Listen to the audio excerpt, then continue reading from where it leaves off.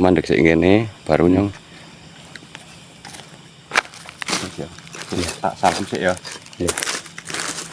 Assalamualaikum wa alaibadilai sholihin. Assalamualaikum ya ahlul ghaib rahimakumullah. Ayo kita ikuti perjalanan ke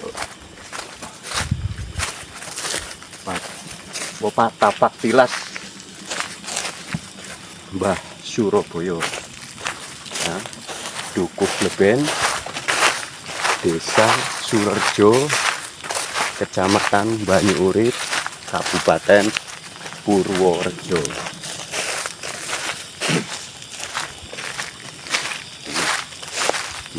Coba di kamerakan ke atas,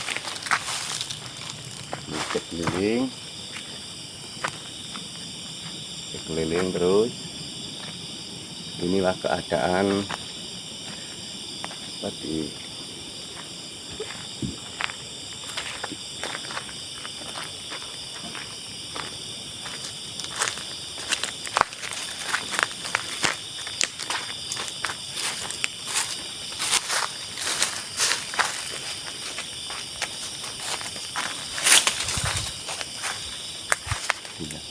Ini adalah dulunya bekas sumur ya, bekas sumur petilasan Ki Surabaya ya, terkenalnya Ki Surabaya. Nanti kita mau Kupas tuntas. babat tuntas, mau saya ceritakan tuntas lewat memori ruh ya, lewat memori ruh. Kalau dalam bahasa Jawanya itu ngrogo sukmo, sebenarnya berbeda. Kalau ngrogo sukmo itu yang digunakan itu jiwa, tapi kalau memori ruh itu kalau dalam bahasa Jawanya itu atmo. Atmo itu ruh, sukmo itu jiwa, yatmo itu raga. Jadi kita nanti insya Allah berkomunikasi asal usul dari Mbah Surabaya. Jadi Mbah Surabaya itu nama aslinya siapa? Ayo mari kita coba menghadap ke barat aja ya, dari sisi ini. Coba kayak di RT diduduk dulu biar kelihatan nanti sebelah mana. Aman, nah habis pas bang. Coba saya posisi nanti duduknya. Nanti Pak RT gimana kalau kurang geser biar ini Pak RT duduk sini Ya. Oke. Kalau duduk sini pas enggak? Kurang maju malah. Nah, kalau lupa ya Teh ya enggak apa-apa, suaranya memang mendingan maju. Saya enggak bawa itu, enggak bawa mic. Tapi ini bisa didudukin enggak? Bisa. Kelihatan ya? Kelihatan. Ke atas Kelihatan. Aman ya gini. Nah, ini aman gini. aman ya? Maksudnya atas tetap kelihatan ya? Ya. Kanan sini masih jauh ya? Masih. Yuk silakan sini. Saya bawa buku ini. Barangkali nanti ada yang lupa. Tadi lupa nggak dipakai mic. Tapi ini masih iya. suaranya masih masuk sih, karena kan hening. Ya. Masih. Silakan Pak RT kalau mau bertanya apa. Silakan. Oke, terima kasih Pak Ustadz Jamrun. Ayo. Oh, sebenarnya kan saya juga kecil di sini, lahir di sini, besar di sini. Mungkin ya sekarang tua di sini lah hitungannya. Dari zaman dahulu ya, saya tahunya cuma cerita bahwa leluhur sini kan namanya Mbah Surabaya. Tapi setelah lama kelamaan itu kayaknya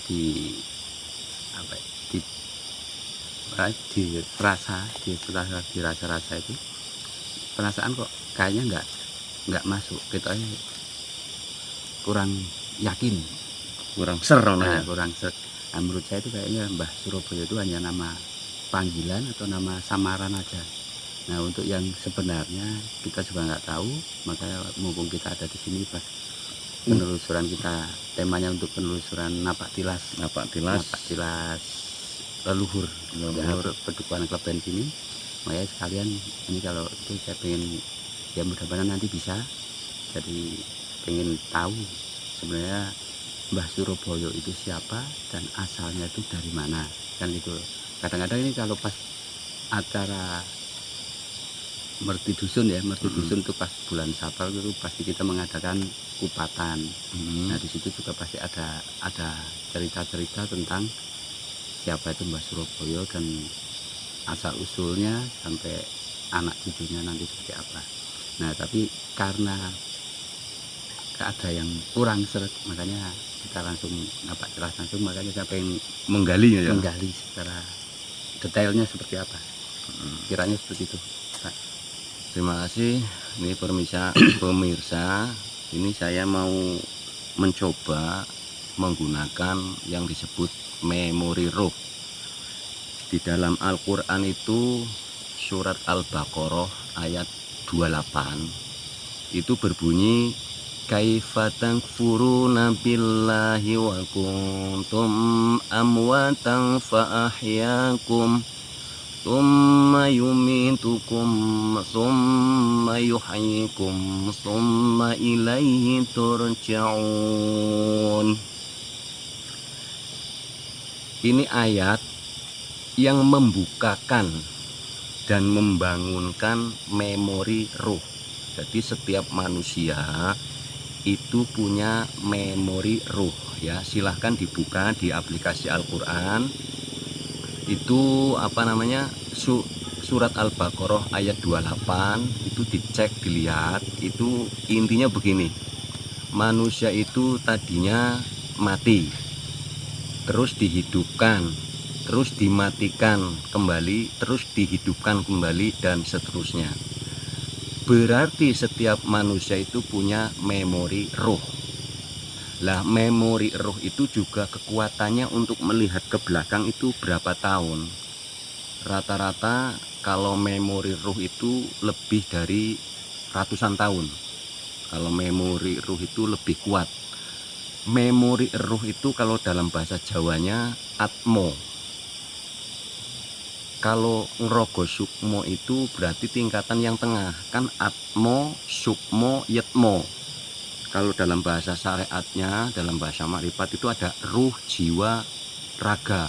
Berarti kalau ada orang ngrogo sukmo itu berarti menggunakan jiwa atau terawangan.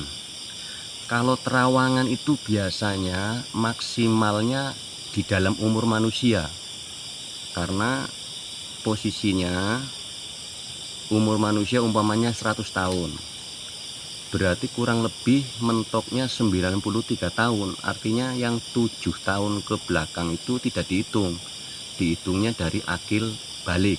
Artinya andai kan ada orang umurnya 100 tahun, berarti ke belakangnya hanya bisa nerawang sampai 93 tahun, kurang lebih 7 tahun ukurannya akil balik ya. Setelah berumur 7 tahun baru bisa memorinya harus bisa baru ada, itu baru memori terawang. Tapi kalau memori ruh itu lebih panjang, lebih ratusan tahun. Jadi saya menggunakan surat Al-Baqarah ayat 28 yang kaifa takfuruna billahi wa kuntum amwatan fa ahyakum tsumma yumitukum tsumma yuhyikum tsumma ilaihi turja'un. Jadi mohon dilihat, itu untuk membukakan memori ruh yang di dalam diri kita itu.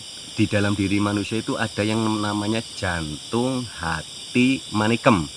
Manikem itu di dalam hati, atau dalam bahasa gampangnya permata, atau yang disebut nur insani. Itu yang bisa dituntun oleh Gusti Allah, diarahkan, jadi nggak mumet kayak orang terawang. Kalau terawang itu kan efeknya leher ya, energi lah pakai ya, pakainya energi karena yang digunakan itu otak. Kalau yang memori ruh itu tidak menggunakan otak, tapi melihat gambar, dikasih gambar sama Gusti Allah. Jadi mohon nanti Pak RT catat, barangkali saya nanti lupa setelah membuka memori ruh, nanti catat apa yang tertera ya, artinya apa yang terlihat. Terus saya buka mulai memori ruh, asal usul Mbah Surabaya. Kenapa dipanggil Mbah Surabaya?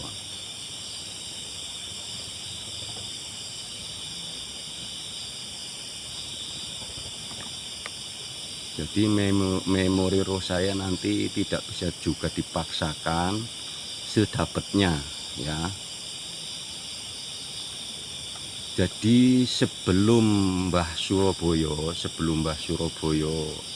babat alas atau tapak tilas di sini itu bersama orang tuanya, ya, bersama orang tuanya, namanya Suryo Kencono. Saya mau nembus tahunnya ini nggak terlihat karena ini kita menelusurinya atas asal usul nama ya. Asal usul nama Suryo Kencono itu berasal dari selatan, ya. Bapaknya Mbah Surabaya itu namanya Suryo Kencono dari selatan. Jadi disuruh sama raja yang ada hubungan dengan Medang Kamulan ya, Medang Kamulan. Jadi di sana raja besar, terus disuruh babat alas di sini. Jadi Suryo Kencono ini adalah termasuk orang pendekar ya, termasuk pendekar. Terus napak tilasnya pertama di sini ya. Ini saya berasa energi juga ini, langsung yang mengatakan di sini langsung merinding ya. Nah, punya anak namanya Suryo Manggolo ya, atau orang Indonesia bilang Surya Manggala. Ya, Surya Manggala itu sering kepanggil itu Suryo Wojo. Ya, Suryo Wojo sering terpanggil karena Suryo Manggolo itu kepanjangan, terus sering dipanggil Suryo Wojo ya.